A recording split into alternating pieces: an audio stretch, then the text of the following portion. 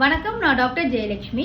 இந்த வீடியோல பெரிமெனபாஸ்னா என்ன, அதை எப்படி மேனேஜ் பண்ணலாம் அதை பத்தி பார்க்க போறோம். ஃபர்ஸ்ட், பெரிமெனபாஸ்னா மெனபாஸ் ஆகிறதுக்கு முன்னாடி நம்ம உடம்புல ஏற்படக்கூடிய சேஞ்சஸ். அது பிசிக்கலாகவும் இருக்கலாம், எமோஷனலாகவும் இருக்கலாம். இதை தான் நம்ம பெரிமெனபாஸ்னு சொல்றோம். இது எதனால வருது அப்படின்னா, ஃபீமேல் ஹார்மோன்ஸ் ஃபிளக்சுவேட் ஆகுறதுனால இந்த சிம்டம்ஸ் எல்லாமே வருது. ஓகே, இது எந்த ஏஜ் குரூப் உள்ளவங்களுக்கு வரும் அப்படின்னா, 38 இருந்து 45 வயசுக்கு உள்ள இருக்கிற லேடிஸ் கண்டிப்பா நான் சொல்லக்கூடிய சிம்டம்ஸ் ஏதாவது 1-2 இருக்கும். இப்போ என்னென்ன சிம்டம்ஸ்னு பார்க்கலாம். ஃபர்ஸ்ட் உங்களோட பீரியட்ஸை பொறுத்த வரைக்கும் சில பேருக்கு மாசத்துக்கு 2 தடவை பீரியட்ஸ் வரும்.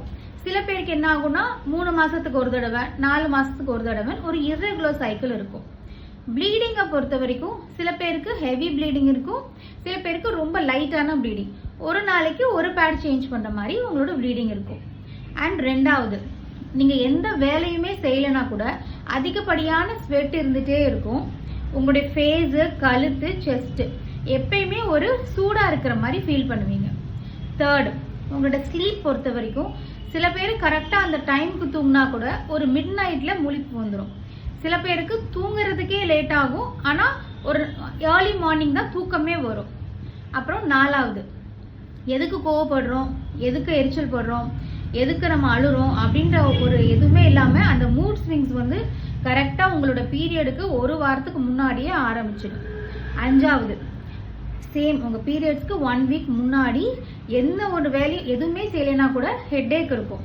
அது மைக்ரைன் டைப் ஆஃப் ஹெட்டேக் கூட, ஒத்த தலைவலி மாதிரியே கூட இருக்கலாம். அண்ட் உங்களோட பிரெஸ்ட் டெண்டராக இருக்கும், ரொம்ப தொட்டாலே வலிக்கிற மாதிரி ஒரு ஃபீல் ஆகும், ஒரு வீங்கின மாதிரி கூட இருக்கலாம்.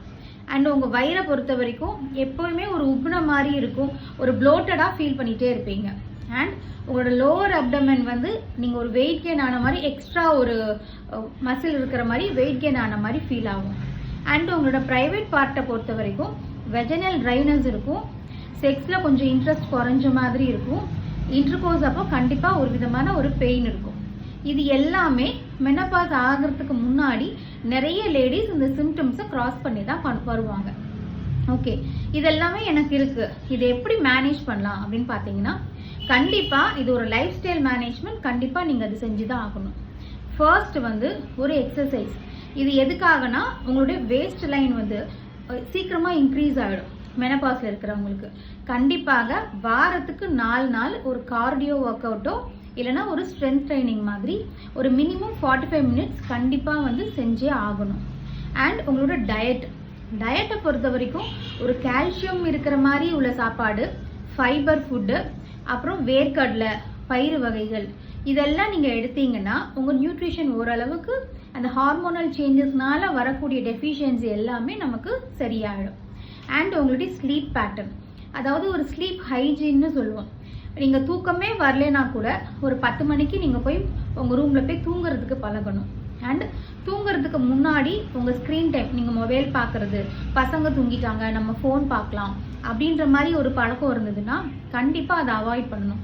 ஏன்னா ஆல்ரெடியே உங்களுக்கு அந்த ஸ்லீப் கரெக்டாக வராது. ஸோ நீங்கள் ஃபோன் பார்த்து நீங்கள் இல்லை லேப்டாப் பார்க்குறீங்க அந்த மாதிரி பண்ணிங்கன்னா இன்னுமே உங்களோட ஸ்லீப் ஸ்கெடியூல் மாறும். ஸோ முடிஞ்ச அளவுக்கு நைட்டு ஸ்க்ரீன் டைமை குறைங்க. தூக்கம் வருதோ வரலையோ அந்த ஒரு 10 o'clock அப்படி ஒரு டைம் ஃபிக்ஸ் பண்ணிவிட்டு 10 o'clock தூங்குறதுக்கு நீங்கள் போயிடணும்.